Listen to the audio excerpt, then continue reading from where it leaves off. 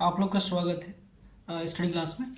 आज हम लोग geography class 12th evening shift का आंसर की देखेंगे। ओके, फर्स्ट क्वेश्चन हमें दे रखा है मैच द फ्लोइंग से। जेंडर ज्योग्राफी किससे रिलेट करते हैं? ह्यूमन स्टडीज से। मिलिट्री ज्योग्राफी मिलिट्री साइंस से। एंड मेडिकल ज्योग्राफी साइकोलॉजी से। एंड लास्ट जो बच गया इलेक्ट्रोल ये एपिडेमोलॉजी से होगा। ठीक है, तो इसका आंसर हो जाएगा सी पहले का। हिंदी मीडियम वाले बच्चों आपके लिए भी ये सी हो जाएगा पहले का आंसर।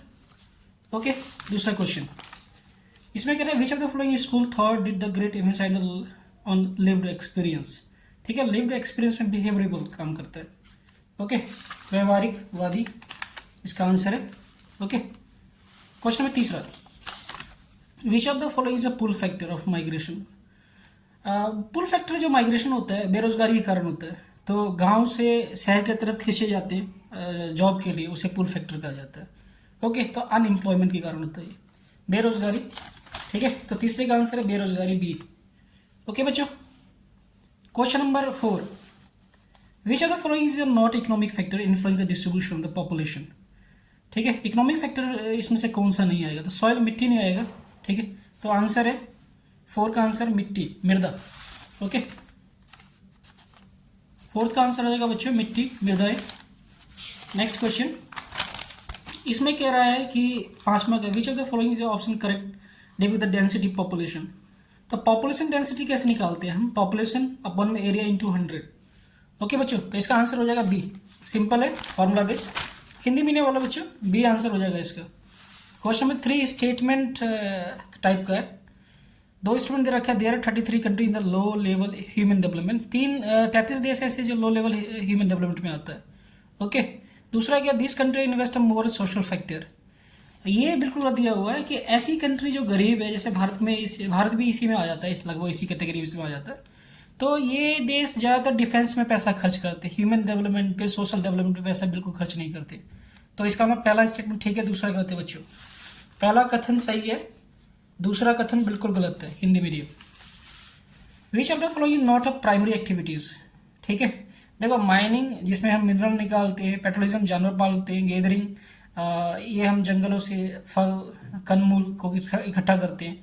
वेविंग बास्केट जो होता है प्राइमरी सेक्टर से सामान लेने के बाद फिर इसको मैन्युफैक्चरिंग करते हैं, तो वेविंग आएगा, ये सेकेंडरी सेक्टर में आता है।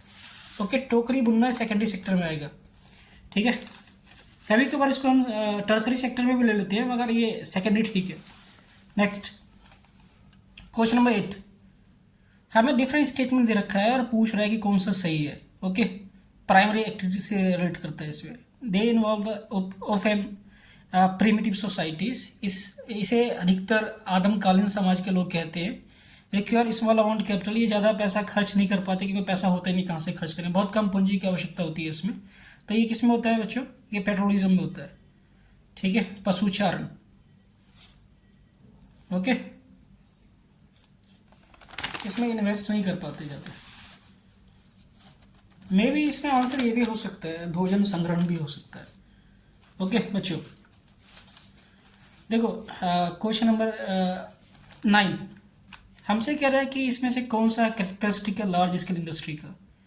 ठीक है बच्चों, तो they have the commercial signification low, ये तो बिल्कुल गलत है। They have the high commercial signification. ठीक है, इनका व्यापारिक महत्व बहुत ज़्यादा होता है, तो ये गलत है स्टेटमेंट हिंदी मीडियम वालों। ठीक है, ये गलत है पहला। इंगेज सेमी स्किल्ड वर्कर, देखो लार्ज स्केल इंडस्ट्री के अंदर बहुत ज़्यादा हाई स्किल्ड वर्कर होता है, तो ये भी बात बिल्कुल गलत है।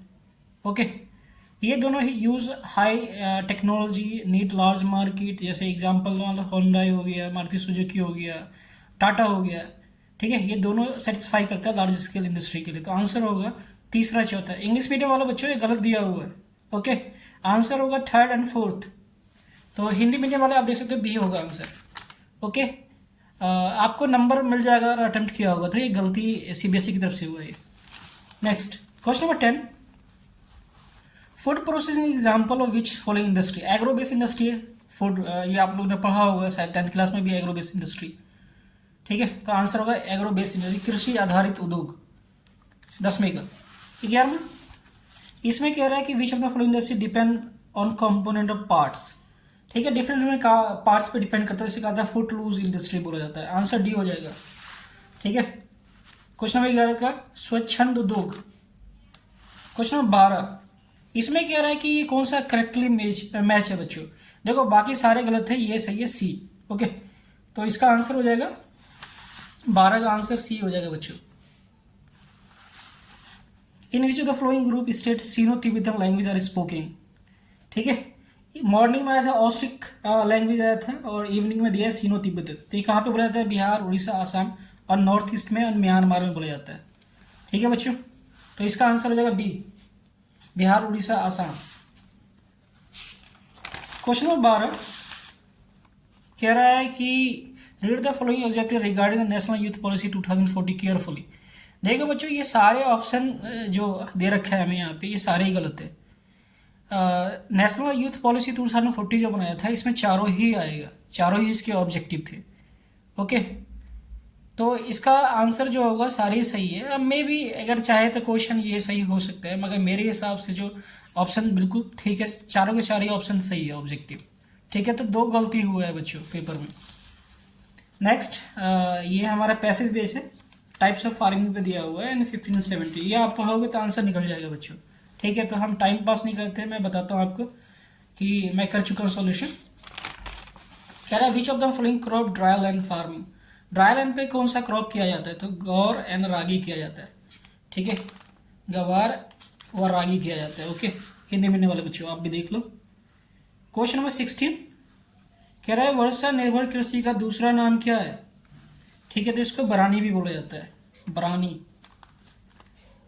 Okay, next which of the flowing problem does wetland farming areas face.